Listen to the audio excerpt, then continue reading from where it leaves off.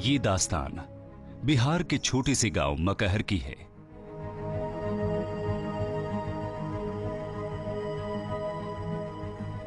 करीब 68 साल पहले एक खेतीहर मजदूर रामजीत राम मांझी भी इसी गांव में रहा करता था।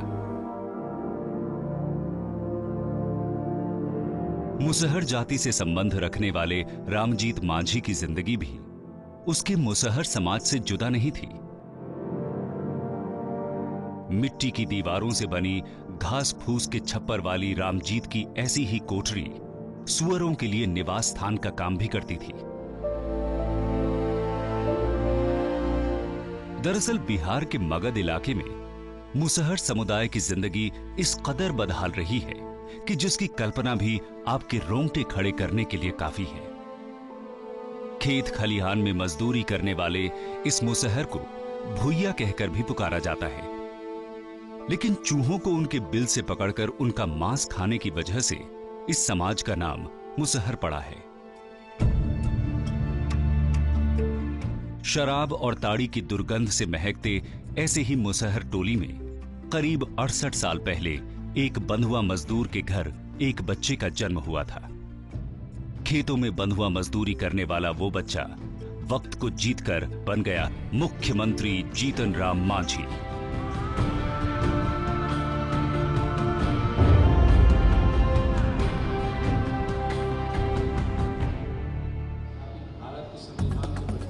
लेकिन बिहार के मुख्यमंत्री जीतन राम मांझी ने जब से पद संभाला है, वो अपने बयानों को लेकर अक्सर विवादों में घिरते रहे हैं। इधर उधर झाड़ झूड़ करता था, चल जाता था, बंबई चल जाता था, महाराष्ट्र गुजरात चल जाता था, आसाम। बुरा मत मानिए, यही तो सच्चाई करने में हम मारे जाते हैं। पत्रकार भी लोग बोल देता है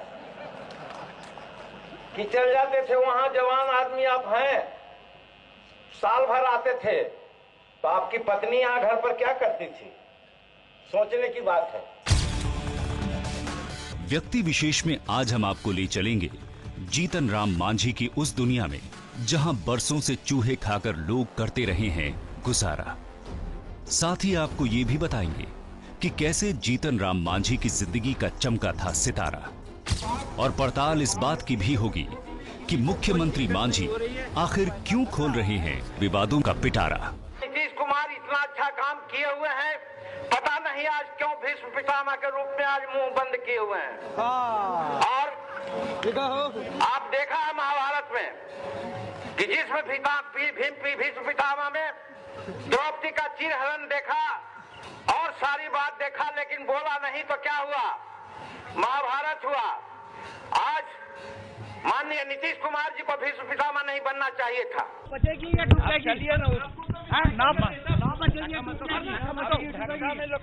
मांझी का नाम डूबता है।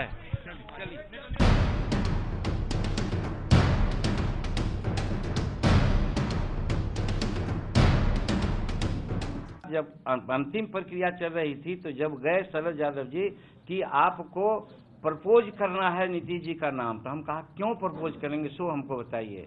आप कह रहे हैं, एक तो ठीक है ऑथोरिटी आप कह रहे हैं, नीतीश जी को हमसे कहने में क्या बात है? नीतीश कुमार आज कह दें कि हाँ जीतन जी बड़ी खराब काम हो रहा है, पार्टी का ये बदल रहा है, तो हम आज स्टेप डाउन कर देंगे। लेकिन उन्होंने वैसा नहीं किया और अलगे डेट तय कर दिया। तो सवाल है, यहाँ पर भी प्रेस्टीज का सवाल है, यहाँ पर भी प्रेस्टीज का सवाल है।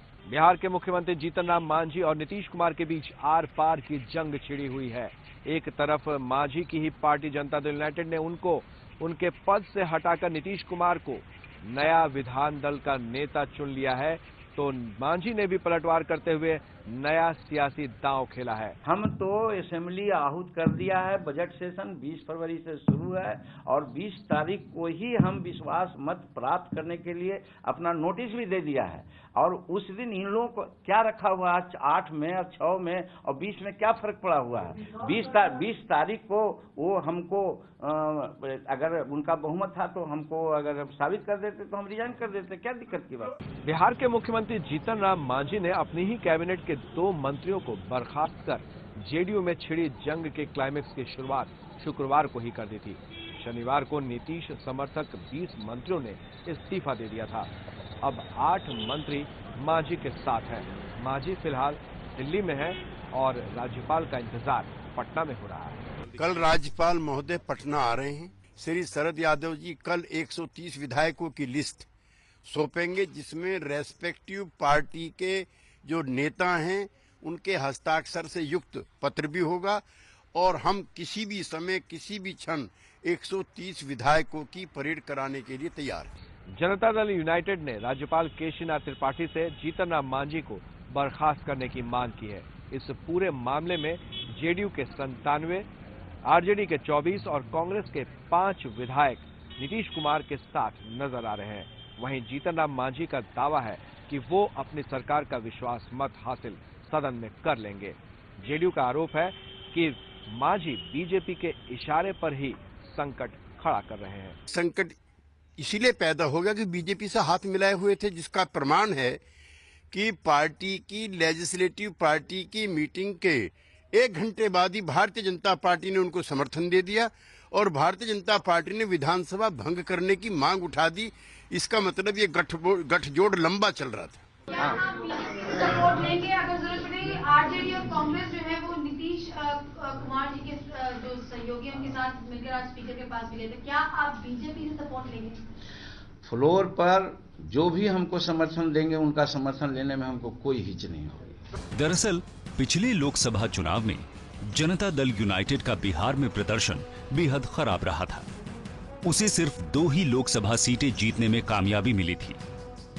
जेडीयू की इस हार की जिम्मेदारी लेते हुए मुख्यमंत्री नीतीश कुमार ने मुख्यमंत्री पद से इस्तीफा दे दिया था, लेकिन सत्ता पर अपनी पकड़ बनाए रखने के लिए उन्होंने अपने सबसे विश्वस्त और करीबी रहे जीतन राम मांझी को बिहार का मुख्यमंत्री बनवा दिया था। मैं जीतन राम मांझी सत्यनिष्ठा से प्रतिज्ञान करता हूँ कि मैं विधि द्वारा स्थापित भारत के संविधान के प्रति श्रद्धा और निष्ठा रखूंगा। लेकिन मुख्यमंत्री बनने के कुछ वक्त बाद ही मांझी सत्ता में अपनी पकड़ मजबूत कर ली, जिससे नीतीश समर्थक मंत्री उनके खिलाफ हो गए। अब मांझी बदले हालात में मुख्यमंत्री पद छोड़ने को तैयार नहीं। अब नीतीश कुमार तैयार हैं तो उनके खिलाफ बगावत का ऐलान कर दिया है। ऐसे में बिहार में चुनाव से पहले शुरू हो गया सियासी हलचल का क्लाइमेक्स। हम लोग दावा ठोकेंगे सरकार बनाने का और उसके बाद जो कुछ भी होगा देखा जाएगा। जरूरत पड़ेगा तो जितनी संख्या है, जितना समर्थन है, उसका परेड भी करा देंगे। अपना जो आज कर रहे हैं वो सदा इलीगल कर रहे हैं। पार्टी प्रेसिडेंट को कहीं अधिकार नहीं है लेजिस्लेचर पार्टी की बैठक को बुलाना, और उन्होंने बुलाया बिना मेरे कंसेंट के बुलाया। और इस तरह से हमारे नीतीश कुमार जी बहुत अच्छे आदमी रहे हैं, लेकिन सत्ता के बिना वो नहीं रह सकते। वो साबित हो गया है कि नकली चेहरा बाहरे था और असली चेहरा छिपा हुआ था। वही असली चेहरा को उन्होंने ला करके दिखलाया है और आज मुख्यमंत्री बनने के लिए कोई भी हथकंडा अपनाए बिना नहीं रह रहे हैं। आखिर कौन है जीतन राम मांझी? लेकिन पहले कहानी उस मुसहर समुदाय की जिससे मुख्यमंत्री जीतन राम मांझी की जड़ें जुड़ी हुई हैं। बिहार के मगध इलाके में ये मुसहरों की एक बस्ती है। जाहिर है मुसहर समुदाय आज भी अभिशप्त जिंदगी जीने को मजबूर है। कुछ गज जमीन पर बने जर्जर मकान और गंदगी के बीच सांस लेती जिंदगी दशकों से मुसहर समुदाय का नसीब रही है। सितुहा, घोंघा और चूहे पकड़कर जिंदगी की नैया खेते खेते थक हार चुका मुसहर समुदाय आज भी समाज के हाशिए पर खड़ा है। मुसहरों के ऐसे ही परिवारों में से एक परिवार महकार गांव के रामजीत राम मांझी का भी था।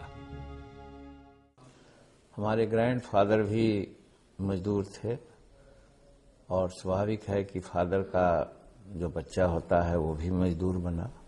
तो मेरे पिताजी स्वर्गीय रामजीत राम मांझी भी एक मजदूर थे, लेकिन वो 2 कला में उस समय निपुण माने जाते थे। एक कला थी उनके पास ओझाई का, वो अपना इधर उधर करते थे, देखते थे। और दूसरी कला उनका था नाच का। नाच में जो नेटुआ का नाच हुआ करता है वो नाचते थे। विपरीत हालात के बीच जीतन राम मांझी ने जिंदगी में आने वाली हर तरह की मुश्किलों का सामना किया है।